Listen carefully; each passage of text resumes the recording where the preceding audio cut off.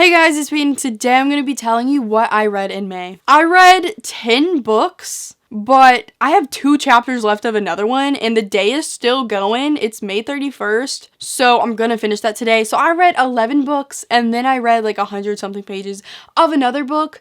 So I have 12 books to show you today, and this is my biggest wrap-up I've ever had. So that's why that's the title of this video, if that still happens. I'm proud of myself.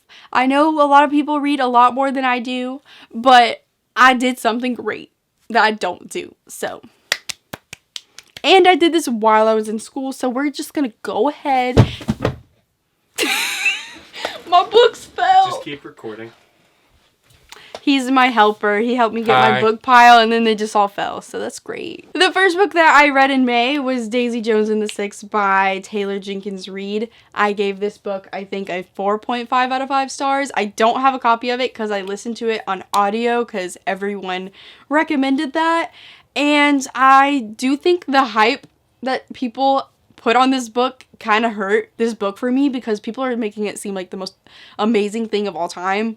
It's good, it's interesting, it kept me very much involved in the story the whole time, but I don't think it's like this mind-blowing thing. And that happened to me with her other book, The Seven Husbands of Evelyn Hugo. Everybody just overhypes it, and like it's still good, but when you get that huge amount of hype, you kind of just don't ever have it live up to anything because it's just so overwhelming. This book is actually really unique because it is taking place from like little interviews from characters. It's kind of like a documentary in book form, and the audiobook's really cool because it has a full cast of people, so different people are speaking for the different characters, and that makes it a lot better. I think if you just read it physically, it would not be as interesting.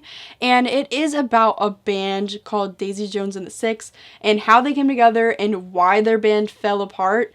And it was really interesting and everything like that, but it wasn't as good as everyone was making it seem. And I know I still gave it a 4.5 out of 5 stars. It could have probably been lowered to a 4, but I can't deny how interested I was in the book, but definitely overhyped. The next book that I read was Afire by Sarah J. Maas. I read this for the Mass-along a month late. We love when I do that. I run the Mass-along with Brittany from Brittany and Books. We were supposed to read Queen of Shadows in May, but that doesn't work out because we suck. We're the worst hosts of all time. And the live show will probably be towards the end of June because I am really busy at the beginning of June. I'm graduating. I'm going to Disney World and Universal Studios.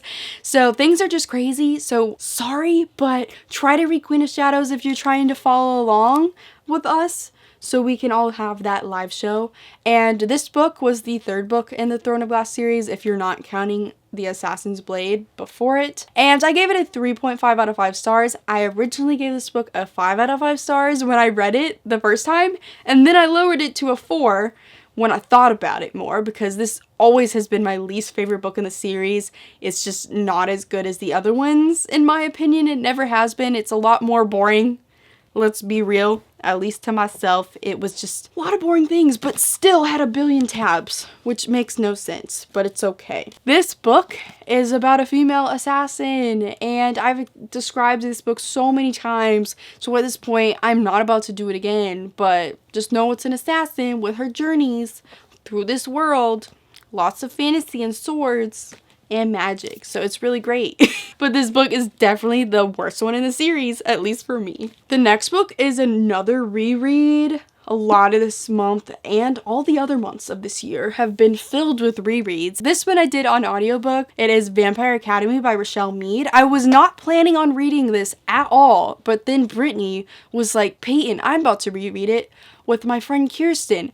Do you want to join? I'm like, whatever. I found the audiobook on Overdrive, so I thought I'd try it, and then I read it so quickly. I listened to it so quickly because it's so short, and I gave this book a 4 out of 5 stars. Originally it was a 5, but this is YA trash, and it's the best type of YA trash.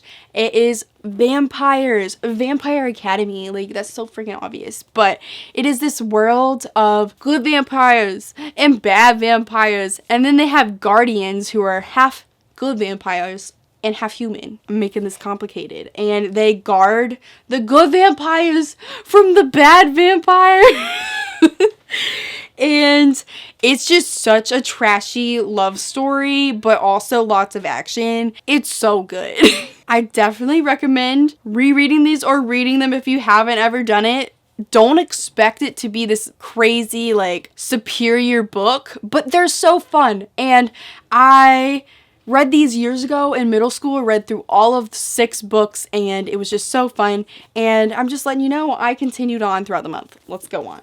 The next book that I read in May was The Handmaid's Tale by Margaret Atwood. I read this for school, and ooh, some tabs. I read this for school, and I have no idea why they let us read this in school, because they're always been so against letting us read anything graphic, and this was graphic. Like, whoa. Basically, this book actually has a Hulu series, and it's all about some stuff that is kind of present in what's happening right now, which is scary. Basically, there's this world.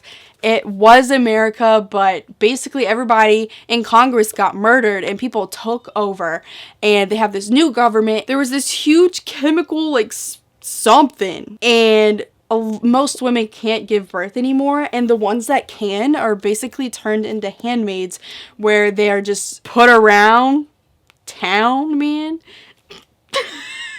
Around town, and they're basically passed around to have children with these men, these disgusting men. And it's such a scary story because it is from present day in this book, and then also has flashbacks showing how the world got to this. And it's scary because it just shows the rights that was taken away from women, like, slowly, and then it became this. And everything that's going on in our world right now, it's scary to see this. And I read this at such a scary time too, because it's so relevant. I feel like it's always been relevant, obviously. She wrote it as a warning, but still, it was intense. And I gave this book a 4 out of 5 stars. This is probably my most enjoyable school read I've ever had, just because it was so different. It wasn't, like, written in that really boring language that most classics are. And this is kind of like, if this is a classic, it's definitely newer. It was written in, like, the 80s, I think, or something like that. But I enjoyed it. It's just very scary and very intense. And the ending was just a cliffhanger. And we're never gonna know what happens. The next book that I read was Frostbite by Rochelle Mead. And I was going to listen to this on audiobook, but Overdrive did not have it. So I read this one physically, and it was a lot of fun as well. It's very short. I gave this book a 4 out of 5 stars as well. Definitely really enjoyable. Not as great as past Peyton thought, but it's YA trash that I still enjoy to this day, and I can't get enough of it. Basically, you guys need these in your life if you're looking for that kind of like trashy love triangle, just everything. The old young adult vibes. The next book that I read, you guessed it, Shadow Kiss by Rochelle Mead. This is the 3rd book in the series, and I also read this one physically, and this copy that I have is so disgusting. It smells like mayonnaise. It's freaking orange. Look at the color difference. What is going on? I got this book used back in middle school. I didn't have many standards. I love this book though. I gave this one a 5 out of 5 stars. This one impressed me a lot more than the other 2 did.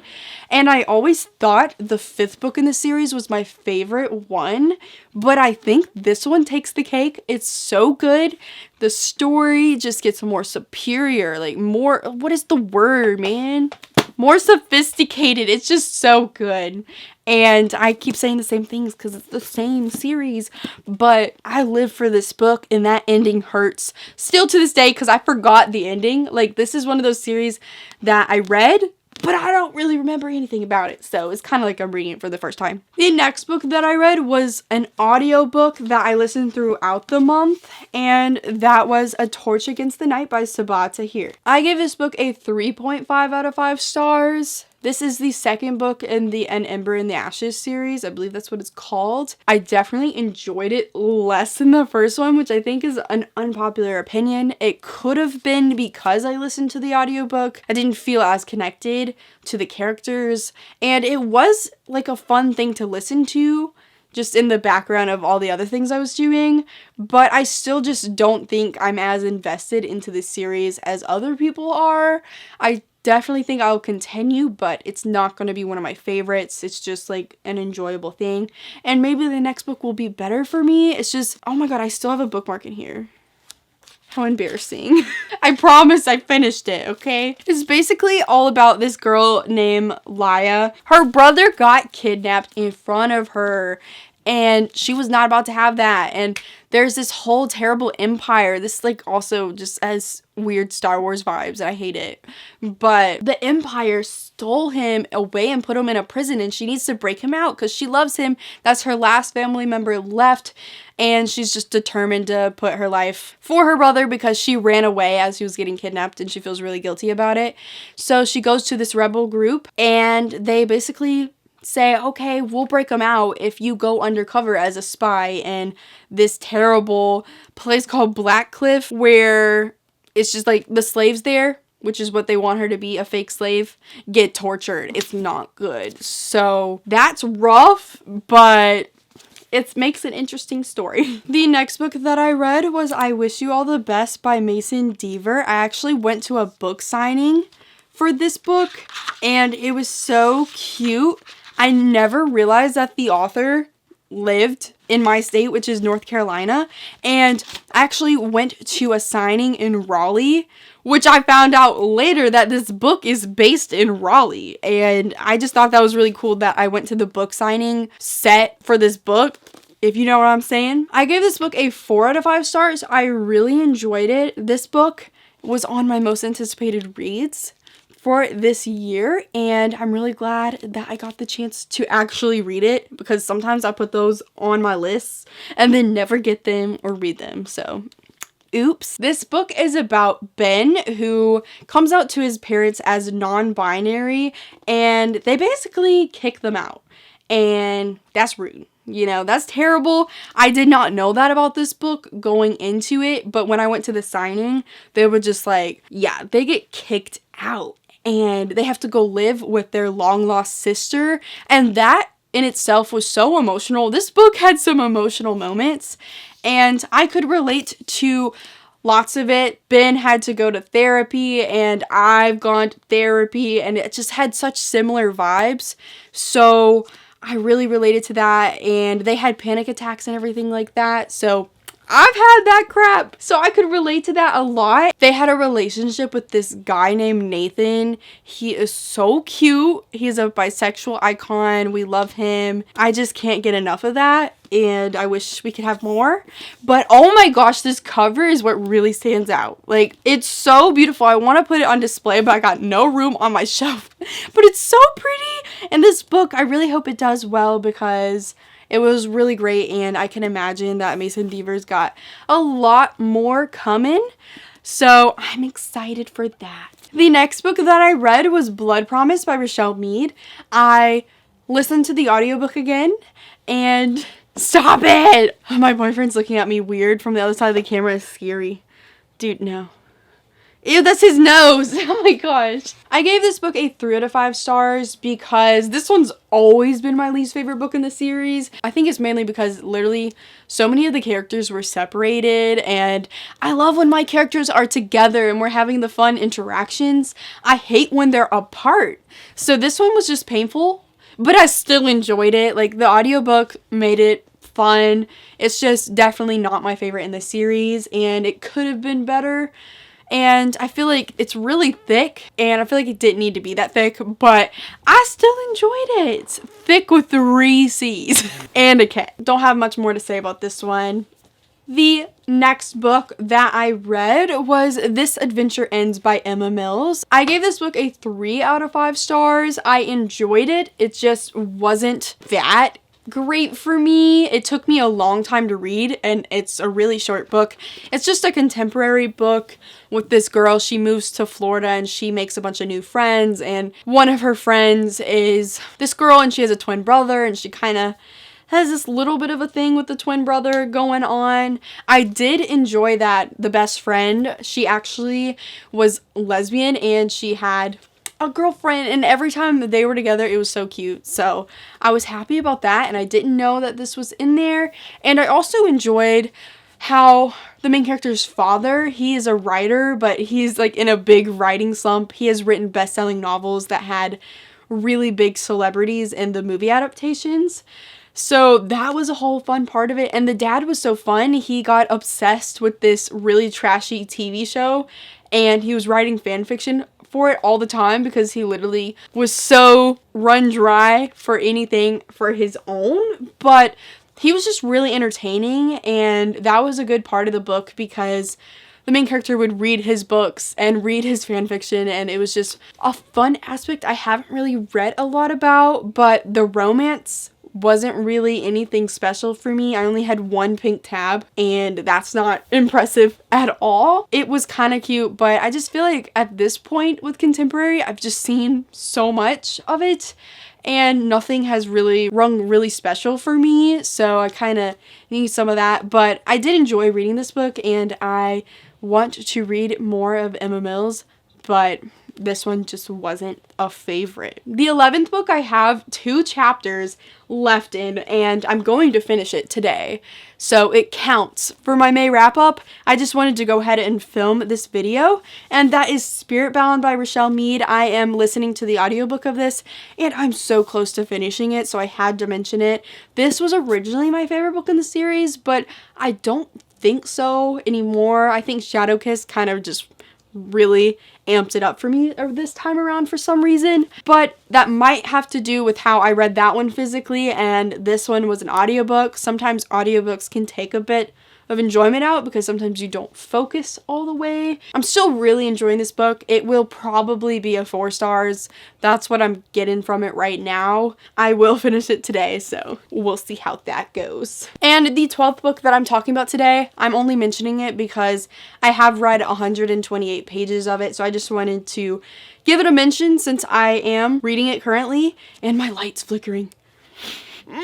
Okay, oh my god, this is about to die. But I'm currently reading Game of Thrones by George R.R. Martin. I've wanted to read this for years, and for some reason, the bad hype surrounding the last season of the show made me wanted to read the book series so badly, and I do want to eventually watch the show and line it up with the books that I'm reading, and so far I'm enjoying this book. It is definitely dense, lots of words on each page too, so it takes a while.